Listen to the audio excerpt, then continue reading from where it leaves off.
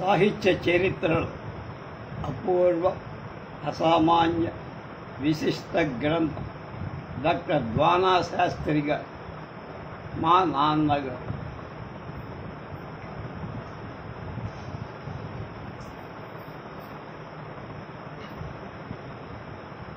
మూడవ భాగం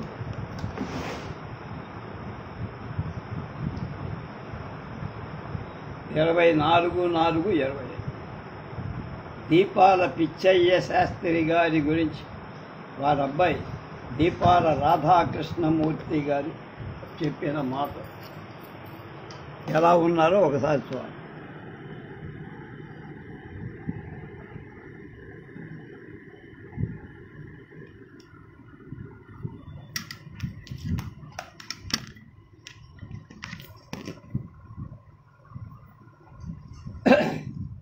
దీపాల పిచ్చయ్య శాస్త్రి గారు 1894 మే 27 గుంటూరు జిల్లా వినుకొండ దగ్గర కూచిరాజుపల్లె గ్రామంలో జరిగింది. ఉద్యోగం తెలుగు పండిట్, రచనలు చాటు పద్య రత్నాకర్, అపూర్వ సంకలన గ్రంథం భక్త కల్పద్రువం, కాలం శతకాలు, భారతి, నెల్లూరు గాలివాన్, సువర్ణ మేఖల, స్వయంవరం, ప్రణయ కుసుమం మొదలైన కావ్యం. భాష విరచిత భారత నాటకం షట్కం 6 నాటకాలకు తెలుగు అనువాదం. సాహిత్య సమీక్ష, ద్రోణ ప్రశస్తి, భాగవత సార పరిశోధన, శ్రీనాథుడు, శృంగారం, వచన కంబరామాయణం, వాటి పరామర్శ మొదలు. విమర్శ, సారంగధర వ్యాఖ్య, జితకాశి ఆయనకు బిరుదు. విమర్శకాగ్రి అంటే కాశీని జయించినవాడు. విమర్శకాగ్రేసర అనేది స్వర్గస్థు 1983 అక్టోబర్ 17 చనిపోయాడు. సాహిత్యమే తపస్సుగా జీవించిన కవి, విమర్శకుడు, శబ్దశిల్పి దీపాల పిచ్చయ్య శాస్త్రి గారి అపూర్వ ప్రజ్ఞా ప్రాభవం గల ఇటువంటి శాస్త్రి గారి గురించి వారి కుమారుడు కావలి వాస్తవి దీపాల రాధాకృష్ణమూర్తి గారు ఇలా చెప్పారు. వెలుగంచిపురంలో దీపాల ఇంటి పేరున్నటువంటి వర్తకులున్నారు. వాళ్ళ షాపులు, పెద్ద పెద్ద షాపులన్నీ వాళ్ళు, అంటే వాళ్ళంతా వైశ్య. ఆత్మీయులను గురించి వ్రాయటం అంటే కష్టం. అందులో నాన్నగారి గురించి అంటే చెప్పాలా, నిజం చెప్పాలి కదా, ప్రయత్నిస్తాం. మా నాన్నగారంటే మొట్టమొదటగా మనసుకు నచ్చేది ఆయన కర్మశిక్ష. అదంతా ఇంతాక మా ఇల్లు ఎప్పుడూ నిశ్శబ్దమే.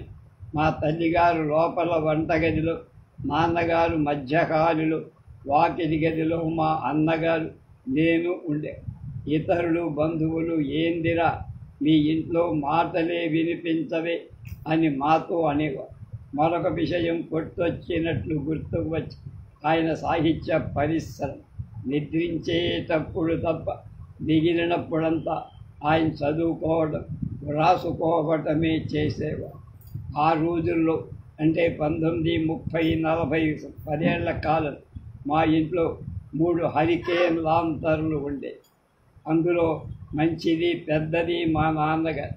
ఎప్పుడు పుస్తకాలు, తెల్ల కాగితాలు, పెన్నులు, రాత్రింబవడు శబ్ద. అవి సాధువుల అసాధువులా అనే చర్చ. సర్రా బ్రౌణ్యం తిరగవేయక అదే పని తిరగవేయక. ఒక రకంగా ఆయన తపస్సుగా సాహిత్య తపస్సు చేశారు. దానివల్ల తిరిగి లాభం వస్తుందని అనుకోలే ఆయన. వాస్తవంగా పుస్తకాలు అమ్మడం వల్ల పెద్దగా సంపాదించింది కూడా లేదు. ఎవరైనా ఆశ్రయించి పుస్తకాలు ప్రచురించడమే ముఖ్యమనుకుని 1917లో ఆయన వయస్సు 23. చాటు పద్య రత్నాకరాన్ని ఆ చిన్న వయస్సులో నెల్లూరు మండలంలో, గుంటూరు మండలంలో మారుమూల గ్రామాలకు వెళ్ళి చాటువులు సంపాదించిన వాళ్ళే. 1940-46 మధ్యలో చేమకూర వెంకట కవి రాసిన సారంగధర జితకాశి అనే పేరుతో వ్యాఖ్యానం అహోరాత్రాలు శ్రమించారు. ఇందాక నేను బిరుదనుకున్న ఈ సారంగధరకు ఆయన రాసిన వ్యాఖ్యానం పేరు జితకాశ. రాత్రిపూట శబ్దరత్నాకరం బ్రౌణ్యాలను మంచం దగ్గర పెట్టుకొని ఏ వేళెప్పుడైనా ఒక శబ్దం మనస్సులోకి వస్తే మమ్మల్ని లేపి ఆ శబ్దాన్ని వెతికి అర్థం చదవమని నెల్లూరు విఆర్ హై స్కూల్లో తెలుగు పండితులుగా 1950లోనే పదవీ విరమణ చేశాక ఈ సాహితీ పరిశ్రమ మరీ ఎక్కువైంది. భారత నాటక, ద్రోణ ప్రశస్తి, సాహిత్య సమీక్ష మొదలైన గ్రంథాలు అప్పుడు రాసినవి. మా నాన్నగారు ఆస్తికులైన పూజా పునస్కారాలు, సంధ్యావందనం మీద అంత శ్రద్ధ లేదు. గంటల తరబడి పూజలో కూర్చోవడం, కాలం వ్యర్థం చేయటం అనేవారు. ఎవరి విద్యుక్త ధర్మాన్ని వాడు త్రికరణ శుద్ధిగా నిర్వర్తించటమే ప్రధానమని, అదే సమాజ సేవ అని 1960 నుండి మా తండ్రి గారు భగవాన్ సత్యసాయి బాబా భక్తులయ్యారు. ఆ నాన్నగారికి సత్యసాయి స్పీక్స్ అనే గ్రంథంలో 3వ సంపుటంలో అనువదించమని బాబా సత్యసాయి స్పీక్స్ అనే గ్రంథం బాబారు ఆదేశించి అందులోని భాష కొంత కఠినం. బాబావారి ఆజ్ఞ ఆశీర్వాదం ఒక సదవకాశం, కానీ పని చూస్తే కష్టం. ఎందుకంటే వారు చదువుకుంది థర్డ్ ఫారం, అందులో మూల వినుకడు. అందువల్ల ఆంగ్ల భాషా పరిచయం చాలా పరిమితం. అందుకని ఒక కష్టమైన శబ్దం వచ్చిన డిక్షనరీ చూడటమే కాక మా ఇంటికి దగ్గరలో 4-5 ఆంగ్ల భాషా పండితులు అడిగి అర్థం చేసుకొని వారి అర్థాన్ని నిర్ణయి ఒక విషయాన్ని తెలుసుకోవాలన్న ఆయన నిస్సంకోచంగా ఇతరుల వద్దకు వెళ్ళేవారు. నాకు ఇది తెలియచేయండి అని అడిగి తెలుసుకునే నమ్రత ఆయన. మా తాతగారి వినుకొండ దగ్గర బొమ్మరాజు పల్లె అనేక అతి సామాన్యకుడు. ఆయన బడిపంతుడు, పండితుడు. ప్రాథమిక విద్య తర్వాత ఆయన కొడుకును వినుకొండ వెళ్ళి చదువుకోమని పంపించారు. వినుకొండ యూపీ స్కూల్లో అక్కడే జాషువా గారితో కలిసి చదువుకున్నారు. చిన్నప్పటి నుండి పద్యాలు శ్రావ్యంగా చదివేవారు, చమత్కారంగా సంభాషించారు. చదువు అయిన తర్వాత 1916లో నెల్లూరు వచ్చారు. పిత్రార్జితం ఏమీ తీసుకురావటం వారు కాదు, ఏమీ తీసుకువచ్చిన వారు కాదు. ఉన్న కొద్దిపాటి ఆస్తి తమ్ముడికి వదిలి రుణభారం మటుకు పంచుతారు. 1930లో విఆర్ హై స్కూల్లో తెలుగు పండితులుగా చేరి ఉపాధ్యాయ వృత్తిలో ఏం సాధించగలరు? వచ్చిన దానితోనే తృప్తి సర్దుకునేవారు. డబ్బు కోసం తాపత్రయపడ్డట్టు నేను ఎప్పుడూ చూడను. జీవితంలో అప్పు చేసి కూడా ఎర్రగా 1966లో నేను ఇల్లు కొనేందుకు 6,000 రూపాయలు అప్పు చేశానని తెలిసి తర్వాత నాకు ఒక ఉత్తరం రాదు. సాధారణంగా కార్డు మీదనే జాబు రాశారు, కానీ నాకు ఇన్లైన్ లెటర్ రాశారు. అది చూడగానే అందులో ఏముందో నాకు మన ఇంట వంట లేని విషయం. అప్పు చేయదు మా తండ్రి గారు, కానీ నేను కాదు ఉన్న దాంతోనే సరిపుచ్చుకను, కానీ అప్పు చేసి ఎరగ. అటువంటిది 6,000 రూపాయలు అప్పు చేశామంటే నమ్మలేకుండా ఉన్నారా? ఇతరుల సొమ్ముతో సుఖం అనుభవించడం మంచి లక్షణం కాదు. అప్పు తీర్చడం నీ ప్రథమ కర్తవ్యంగా మీ దంపతులు ముందు భావించి ఆయన పెద్ద డబ్బు విషయంలో ఆయన బుద్ధిని తెలిపే ఒక సంఘటన వివరణ. ఆయన ఉపాధ్యాయ వృత్తిలో ఉన్న ఒక్కసారి ఎస్ఎల్సి ఎగ్జామినర్ అయ్యారు. అది 1940. మా ఇంటి వెనక భాగంలో పంచలో కూర్చొని నాన్నగారు పేపర్లు దిద్దుతున్నారు. సాయంత్రం 4 అవుతారు. అప్పుడు ఒక అజ్ఞాత వ్యక్తి బుట్టెడు మామిడి పళ్ళ హాల్లోకి వచ్చి ఎవరో అభిమాని కాబోలనుకొని నాన్నగారు ఆయన ఆహ్వానించి కూర్చొని కొంతసేపటికి ఆయన అసలు సంగతి బయటపే తన కొడుకు తెలుగు పేపర్ మా నాన్నకు వచ్చిందని మార్కులు వేసి రాస్తాయి. ఆ మాట చెబుతూ తన రాల్చీ జేబులో మరో 150 తీసి ఇవ్వబోయి అది తగని పని అని వెంటనే వెళ్ళిపోమని నాన్నగారు ఎంత చెప్పినా ఆయన వెళ్ళిపో. అప్పుడు నాన్నగారు ఆయన బలవంతంగా బయటకు వెళ్ళడం, మా అమ్మగారు బుట్ట బయట పెట్టి తలుపు గడియ వేయటం కూడా 50 ఏళ్ల కిందన్నమాట. అప్పుడు రూపాయి విలువ ఎంతో మనకు తెలుసు. ఇంతకు చెప్పవచ్చింది ఏమిటంటే అక్రమ మార్గ ధన సంపాదన ఆయన మార్గంగా, ఆ విధంగా వారు మాకు మార్గదర్శి. అయితే మరొక రకంగా ఆయన అదృష్టం, సాహితీమిత్రుడు, సంపన్నులైన వారు ఆయనకు అవసరమైతే ఆర్థిక సాయం చేసేవారు చాలామంది ఉండే. వారిలో చుండూరు బెజవాడ రామచంద్రారెడ్డి, ఏనాటి ప్రౌఢారెడ్డి, వాకాడు సంజీవ శెట్టి, చుండూరు సుబ్బయ్య శెట్టి, కన్నయ్య శ్రేష్ఠి గారు, మా నాన్నగారి విగ్రహం వాడున్న మా నాన్నగారి విగ్రహం మట్టసమైందైన గుండె బలం కలవ, విమర్శ ప్రతి విమర్శ ఎప్పుడూ సిద్ధమే, రంగం మీద కెక్కుదుమురా అని వ్రాశారు. తమ గురువులు చెల్లపిల్ల వారు చితకాసి శబ్దానికి తప్పు అర్థం చెప్పారని కొందరు ఎద్దేవా చేయుగా, ప్రతి చర్యగా వారి ఏకలవ్య శిష్యులైన నాన్నగారు సారంగధరకు టీక వ్రాసి దానికి జితకాసి అనే నామకరణ, ఏ విషయమైనా కూలంకషంగా పరిశోధించేవారు.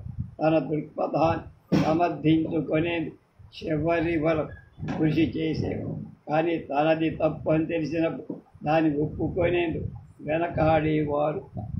పరీక్షలు ఇన్విజిలేషన్ నిర్భయంగా పనిచేది. ఒకరోజు ఒక కొంటె విద్యార్థి బెదిరిస్తూ జాబు రాసి, నువ్వు మా పేటలో గుండా స్కూల్కి ఎలా వస్తావు, పేట గుండా స్కూల్కి ఎలా వెళ్తావో చూస్తా. మా అమ్మగారికి భయం, సెలవు పెట్టమని కోరిక. మా నాన్నగారు మర్రోజు నిర్భయంగా స్కూల్కి వెళ్ళారు. మా తండ్రి గారు ప్రాచీన సంప్రదాయాన్ని అనుసరించి వారైన గుడ్డిగా మటుక. ఒకప్పుడు మా ఇంట్లో ఒక కుటుంబం అద్దెకుండే. మధ్య వయస్కుడైన ఆ యజమాని అకస్మాత్తుగా జబ్బు చేస్తే హాస్పిటల్లో చేసి పాపం ఆయన అక్కడే ప్రాణం పోయి, ఆ దేహాన్ని ఎక్కడ ఉంచాలా అనే ప్రశ్న వచ్చి ఇంటిలో ఉంచడం మా అమ్మగారికి పతరాము ఇష్టం. మా నాన్నగారిది జాలిగుడి. మా అమ్మను గట్టిగా మందలించాం. ఇంతవరకు మన ఇంట్లో ఉన్న ఆయన ప్రాణం పోయింది కదా, రోడ్డు మీద పెట్టడం అమానుషం. సాగులేని ఇల్లు ప్రపంచంలో ఉంటుందా అని శవాన్ని పంచలోనే ఉంచమన్నారు. కులం కట్టుబాట్లను అధిగమింపలేకపోయారు నాన్నగారు. సహపంక్తి భోజనం చేసేవారు కాదు. అయితే ఒక వ్యక్తి విలువ కట్టడంలో కులానికి చోటిచ్చేవారు కాదు. ఒకసారి మా తండ్రి గారిని ఇంటర్వ్యూ చేస్తూ ప్రాచీన ఆధునిక కవులలో మీకు నచ్చిన కవులెవరు అడగా తడుముకోకూడదు, పోతన జాషువా గారు అని చెప్పి మాతో ఎన్నోసార్లు జాషువా సహజ కవిత్వం అతని హృదయాంతరాడలు ఉబికి వస్తు, జాషువా మాట్లాడితేనే అది కవిత్వము. ఇద్దరు జంట కవులు అనుకున్నారు కానీ పేర్లు కుదరక మానుకున్నారు. ఏమని పెట్టాలి, పిచ్చి జాషువా అని పెట్టాలా, జాషువా పిచ్చి అని కొట్టాలా అని వాళ్ళకి అనుమానం. దీపాల పిచ్చయ్య కదా, అందుకని ఆ పేరు జంట కుదరక మా నాన్నగారు కాలాన్ని అతి జాగ్రత్తగా ఉపయోగం. కాలం వృధా చేసిన వారంటే సహించేవారు. మంచి తెల్ల కాగితాన్ని చాలా పవిత్రంగా చూసి ఆయన మితాహారి, మిత భాష.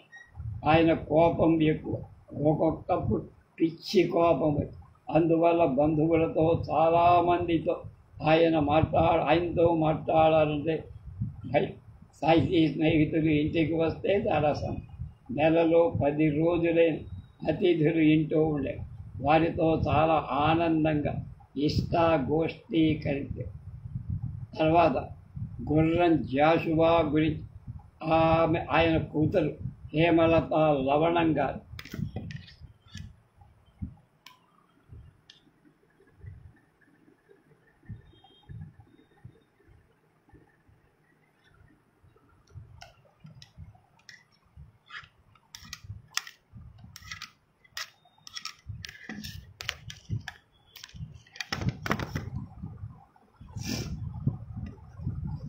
28/9/1895 గుంటూరు జిల్లా వినుకొండ శివ.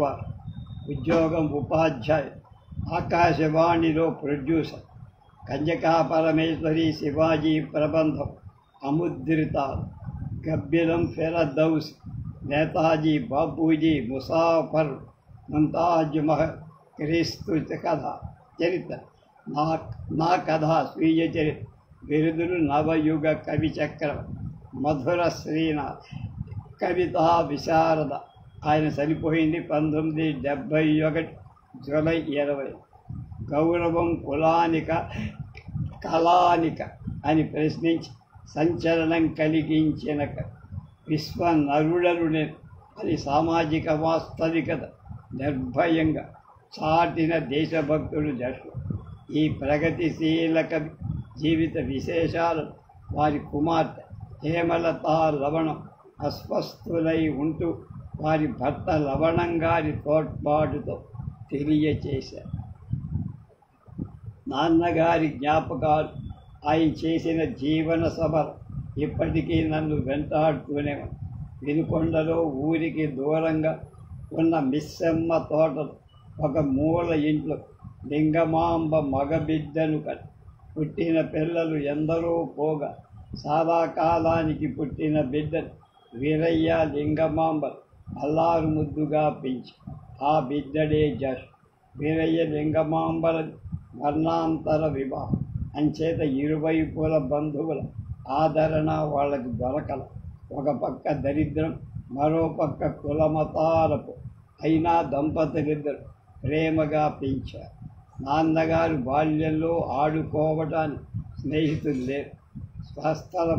స్థలం కూడా తన చుట్టూ కులం అనే పరిధి ఉందని చిన్నప్పుడే గ్రహించారు. ఊళ్ళో నాటకం వేస్తుంటే డప్పుతో అంటరాని వారికి ప్రవేశం లేదు అని చాటింపు వేసిన రోజులని. నాన్నగారి ఆత్మాభిమానానికి అప్పుడే గాయమై, అయితే గాయపడిన ఆ హృదయం కుంగిపోకుండా సమాజంలోని హెచ్చు తగ్గులపై కత్తులు నూరారు. మానవ జీవితంలో ప్రేమకే స్థానం. అనురాగమయ జీవితమే భావి మార్పు. మానవ జీవితంలో ఈ ప్రేమ కరువైన నాడు మనిషి కఠినుడవుతారు. నాకు కానీ, నా అన్నకు కానీ, నా అక్కలకు కానీ ఒక చిన్న జబ్బు చేస్తే అమ్మా నాన్నలు పడిన ఆత్రుత, వ్యధ దానిలో స్ఫుటమయ్యే. ఆ అనురాగం మా చిన్న చిన్న జబ్బులకు మందు. మా నాన్నగారికి జంతువులన్నా పక్షులన్నా ఇష్టం. వాటిని హింసించినా చంపటం చూసినా హృదయం తట్టుకునేదిగా. మా చిన్నన్న పక్షుల్ని కొట్టడం, కింద పట్టినప్పుడు వాటితో ఆడుకోవడం, బతికుండగానే పెద్ద ఈకలన్నీ పీకడం చేసేవాడు. అది చూసిన నాన్నగారు వాడిని కూర్చోబట్టి భూతదయ మీద పాఠం చెప్పినా వాడి బుర్రకెక్కల. అప్పుడు వాడి తల మీద వెంట్రుక ఒకదాన్ని బలవంతంగా లాగా. వాడి నొప్పితో అబ్బా అనగానే ఇప్పుడు అర్థమైందా వేధావ, వెంట్రుక లాగితేనే నీకు నొప్పి కలిగింది కదా, మరి పక్షుల బుచ్చంతా లాగి వాటికి నోరు లేదు కాబట్టి అబ్బా అనలా అని నాకు అది ఆయన కనిపి వచ్చి. నేను పెట్టల్ని కొట్టి చంపి తినడం ఆనాటి నుంచే నిషిద్ధం. జీవితం నాకు ఎన్నో పాఠాలు నేర్పి. గురువులు ఇద్దరు పేదరికం, కులమతం భేదం వాటికి నాకు సహకారాన్ని ఇచ్చింది. రెండవది నాలో ఎదిరించే శక్తిని పెంచిందే కానీ బానిసగా మాత్రం మార్చను. దారిద్ర్యాన్ని, కులభేదాన్ని కూడా చీల్చి నేను మనిషిగా నిరూపించుకోదలిచి వాటిపై కత్తి కట్టి. అయితే నా కత్తి కవిత. ఆ కత్తికి సంఘంపై ద్వేషం లేదు, దాని విధానం మీదే ద్వేషం అంటూ తాను కవిగా నిలబడటానికి ఎంతటి అవమాన నైరాశ్యాన్ని, ఎన్ని ఆటంకాలు ఎదుర్కోవలసి వచ్చిందో వివరిస్తూ ఉండే ఆయన నిబ్బరం అప్పుకోడు. నాన్నగారి వ్యధిత హృదయం నుంచి కవిత్వం వచ్చి, అయితే భావ ప్రకటనకి తన వద్ద తగినంత భాషలే. పురాణ ఇతిహాసాలలో తెలుగు భాష అది చదవటం మొదలుపెట్టి క్రైస్తవులు ఉగ్గురులయ్యారు. జాషువా హిందువైపోతున్నాడన్న ఆయనపై అభియోగం తెచ్చి చర్చ పెట్టారు మతాధికారులు. అటు హిందువుల్లో కూడా సంచలనంపై అంటరాని వాడు శాస్త్రాలు చదవటమా అని మా నాన్నగారి గురుత్వం వహించడానికి ఎవ్వరూ ముందుకురా.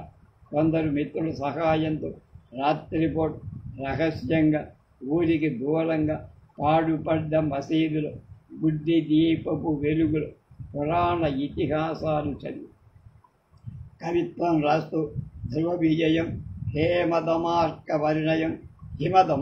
పరిణయం అనే నాటకాలు రాసి హిందూ పురాణాలు చదవటమే కాదు హిందూ మతాన్ని ప్రచారం చేసి కథల నాటకాలుగా రాస్తున్నారని క్రైస్తవ మతాధికారులు మరికొందరు కలిసి నాన్నగారి కులం నుండి విలేశారు.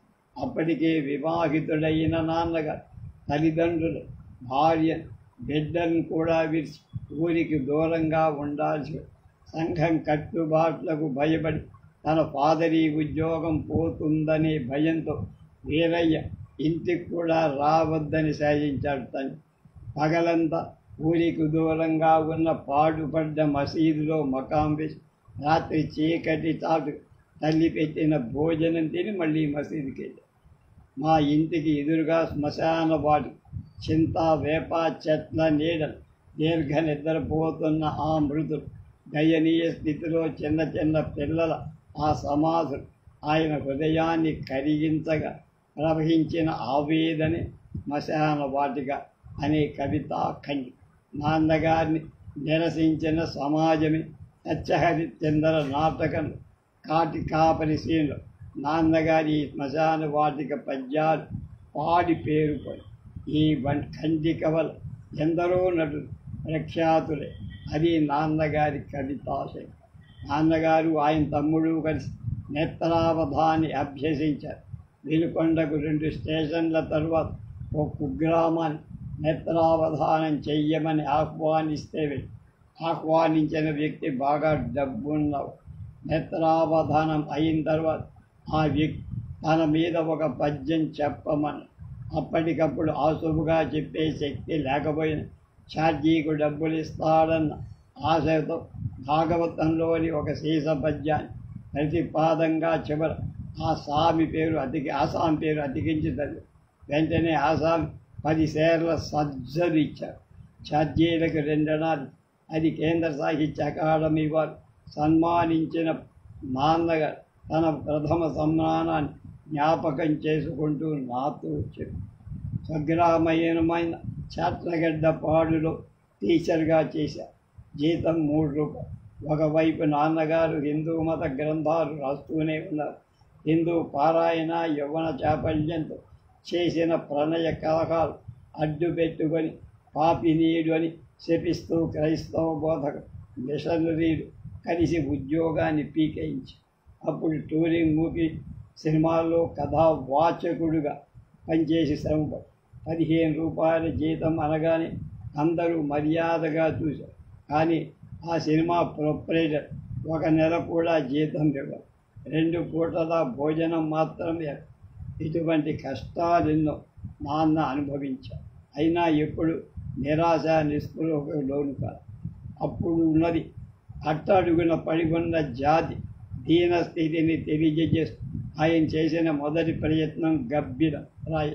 ఆ కావ్యం ఆయన వేదనకు ఆవేదనకు ఎదురు ఆయనలోని సంఘ సంస్కరణాభిలాష అది మొదటి. గబ్బిలంలో నాన్నగారి ఆకాంక్ష ఆశయం కులమత నిర్మూలనే.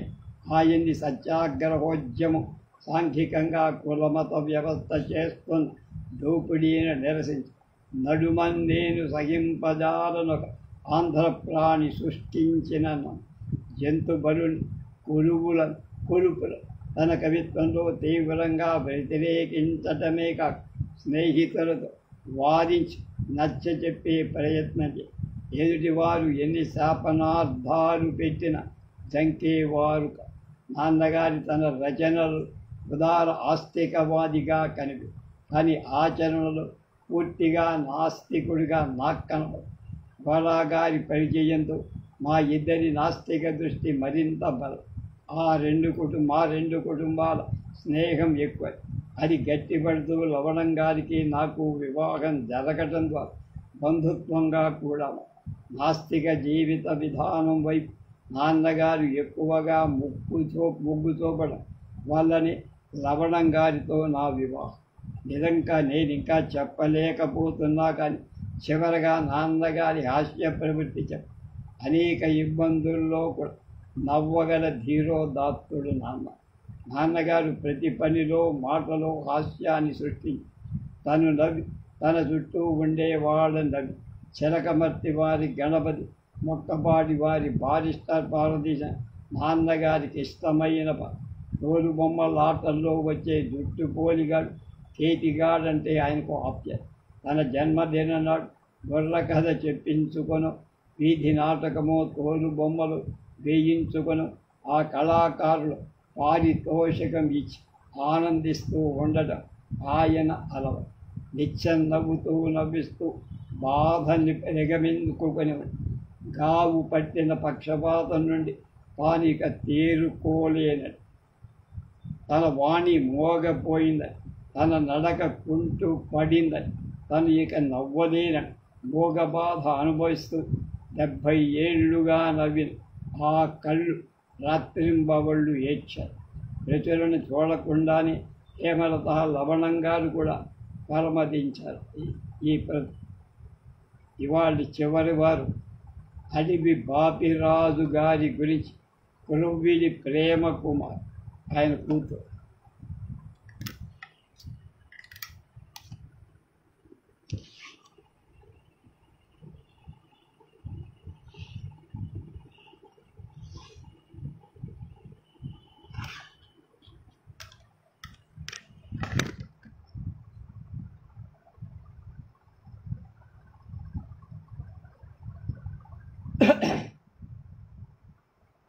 బాపిరాజు గారు 8-10-1895 పాగోజీ సరిపల్లె గ్రామంలో చదువుకుంటారు. చదువు బిఎడ్. వృత్తి కొంతకాలంగా న్యాయవాది. మచిలీపట్నం జాతీయ కాలేజీ ప్రిన్సిపాల్. సినీ కళా దర్శకత్వం. స్వాతంత్ర సమరయోధుడు.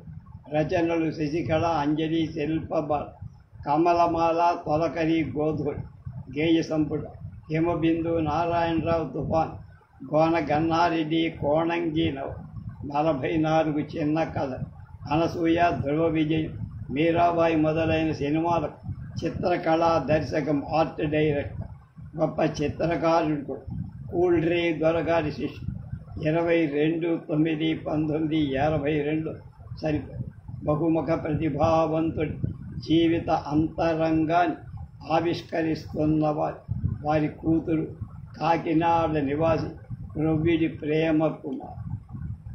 ఏ పూర్వ పుణ్యము మా పాలి పరమయ్యే, ఏ సత్య దీక్షతో గడిపితి మెన్ని జన్మ, ఈనాడు మా బాగు సఫలమై జన్మించింది అని మా అక్క అన్నట్టు.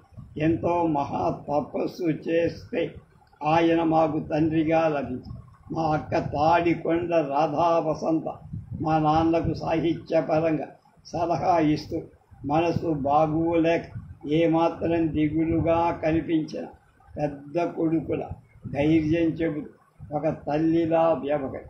నేను మా నాన్న దగ్గర గారాలు పోతూ అల్లరి చేసేది.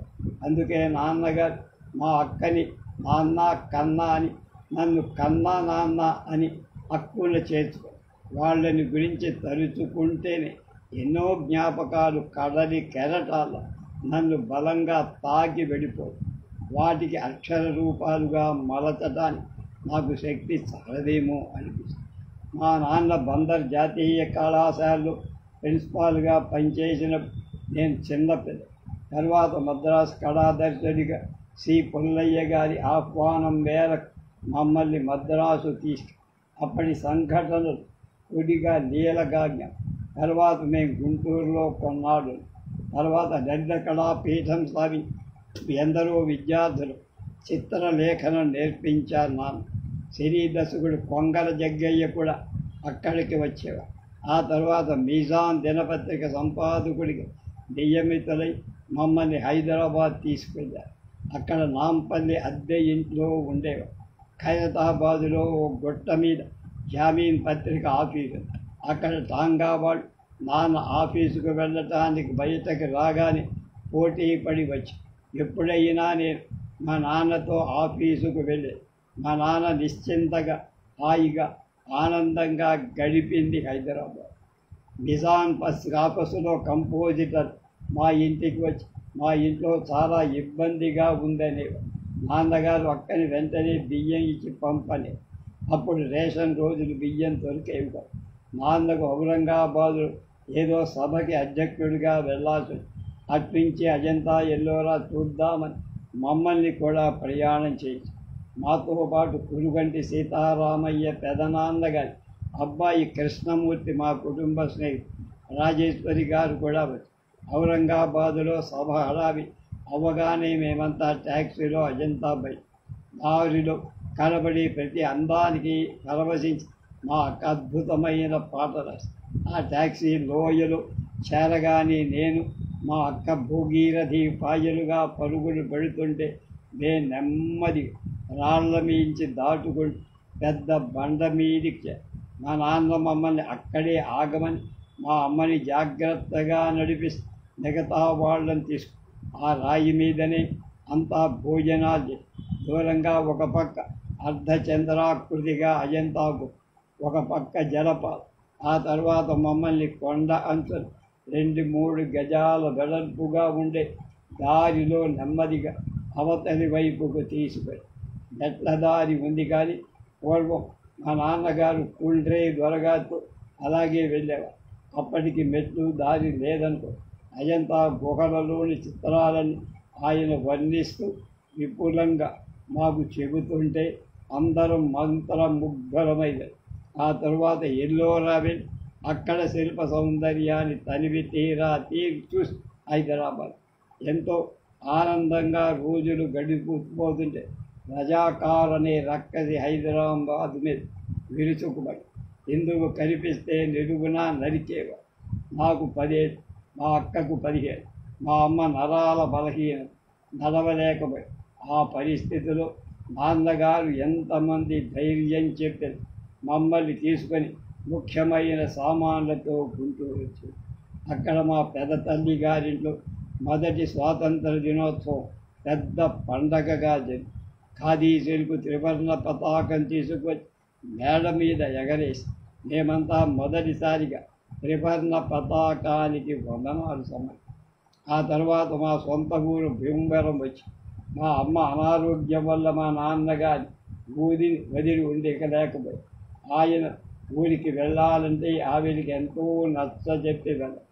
ఆయనకి సిగోలియా వెళ్ళి అక్కడ పుణ్య చిత్రాల ప్రతిరూపాలు తీసుకురమని మద్రాసు ప్రభుత్వం నాన్నని కోరి అక్కడికి వెళ్ళటానికి అమ్మ సముద్రం ప్రయాణం బాబోయ్. అప్పుడు అక్క శతవిధాల నచ్చజెప్పి బతిమాలి అమ్మను మొత్తానికి మా నాన్న సిలోన్ వెళ్ళి వచ్చి తర్వాత 1949 నాకు అక్కకి ఒకేసారి వివాహం. మళ్ళీ మా నాన్న మద్రాసు బయలుదేరా.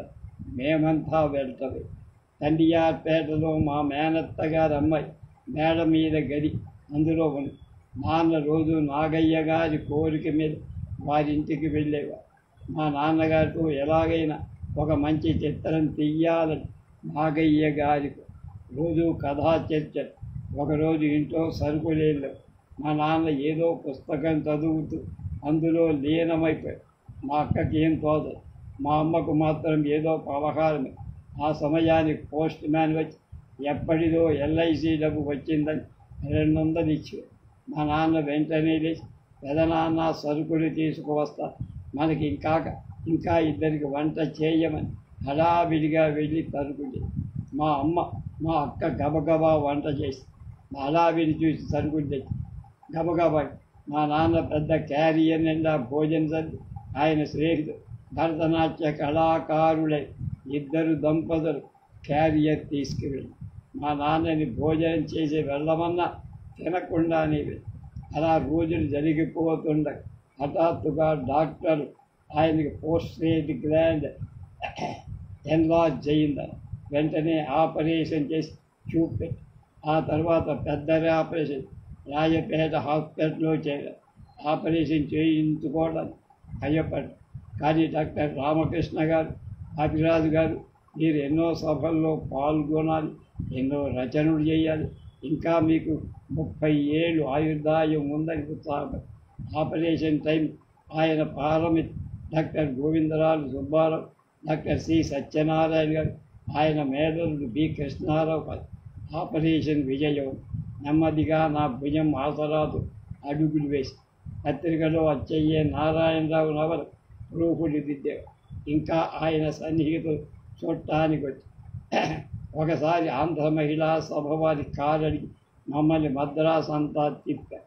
రోజు మా నాన్న కోసం హాస్పిటల్కి రావడం, మా నాన్నగారి కబుర్లు వినడం మరో పండగలాగా. ఎవరో పెద్ద మనిషి రోజు మా నాన్నగారి కోసం వచ్చి, బాపిరాజు గారు త్వరగా లేవాలి, మనం గోన గన్నారెడ్డి సినిమా తీయాలని. నాన్న సొంత ఊరు భీమవరం బామ్మ ఆశీర్వాదం తీసుకొని మద్రాసులో సినిమా ప్రారంభించాలి అనుకున్నారు. రోజు రానివ్వరు. అది సెప్టెంబర్ 20. మేమెంతో ఉత్సాహంగా నాన్న దగ్గరికి వచ్చి మా అమ్మ తన నీరసం మాట మర్చిపోయి నాన్నకి ఎంతో ఆసరాయి. హాస్పిటల్లో పేషెంట్ నాన్నగారి కబుర్లు వింటూ తమ బాధలు కూడా మర్చి ఒకవేళ ఎక్కడ ఉంటే అక్కడ చైతన్యం మూర్తి భవించు. సెప్టెంబర్ 22 సాయంత్రం మమ్మల్ని దగ్గర కూర్చోబెట్టుకొని ఇడ్లీలు తిరిగి ఆయన తర్వాత మన ఇంటికి వెళ్ళమని తొందర. మేము ఇంటికి వెళ్ళాం. ఇంకా ఇంటి తాళం తీయల. మా బావగారు హడావిడిగా మమ్మల్ని మళ్ళీ హాస్పిటల్కు తీసుకెళ్ళి మా నాన్న చిరునవ్వుతో హాయిగా నిద్రపోతున్నట్టు. మా అక్క మంచం కూడా తల బాదుకుంటూ, మా అమ్మ స్పృహలో. నేను మా నాన్న ఒళ్ళు వేడిగా ఉంది, డాక్టర్ గారు చూడండి అంటూ గోల పెట్టి డాక్టర్ గారు నిశ్చేష్టులై ఉండిపోయి తర్వాత మా నాన్నగారు ఇంటికి తీసుకొని చివరి మజిలీకి స్నేహితులంతా గోవిందరాజు సుబ్బారావు గారు ఆయన బనియన్కిలో ఉన్న అలివేలు మంగ బొమ్మ లాగి దూరంగా విసిరేది. ఎందుకురా దేవుళ్ళు నిన్ను మా నుంచి లాక్కుపోయారు అంటూ ఏడుస్తూ కూలబడి. ఆ తర్వాత నార్ల వెంకటేశ్వరరావు గారు ఆయన ఫోటో తీసుకుని మర్నాడు పత్రిక నిండా ఫోటోలతో వార్తలతో దాదాపు 6 నెలలు తెలంగాణ అంతా సంతాప సభ జరిగి తర్వాత భీమవరం వచ్చేశారు. మా నాన్న శశికళని మీ ఇద్దరికి పంచాన్రా తల్లి అని. అక్కడికి శశిని నాకు కళని అని అక్క కథలు పాటలు. నేను వాటర్ కలర్తో బొమ్మలు వేసి మా నాన్న మమ్మల్ని వదిలి వెళ్ళి ఆ బొమ్మలు అక్క సాహిత్యం అన్నీ మూలపడి నాన్న హాస్పిటల్లో ఉండగానే ఏం సందేహం కలిగి ఇంకో 10 ఏళ్ళు ఆయుష్ ఇమ్మని 4 వేదాలు సులభ శైలు అందరూ చదువుకునేలా తెలుగు రాయాలని దేవుణ్ణి వేడుకొని మా నాన్న లేకపోయినా మా అక్కలో మా నాన్నని చూసి పలికెళ్ళి. ఇప్పుడు మా అక్క కూడా 2 ఏళ్ల క్రితం ఏదో కథా చర్చలకు కాబోలు మా నాన్న దగ్గరికి వెళ్ళిపోయి. ఇప్పుడు నేను ఒంటరి బెంగగా అనిపిస్తే నాన్న నవలతో ఆయనతో మాట్లాడినట్టే ఉంది. నా పిల్లలు నాన్నను చూసుకొని ఆనందపడు. ప్రస్తుతం ముని మనవల కాలక్షేపం చేస్తూ ఒకప్పటి సంఘటన గుర్తుగా నాన్నగారికి అవధానాలపై చిన్నప్పుడు అభిమానం.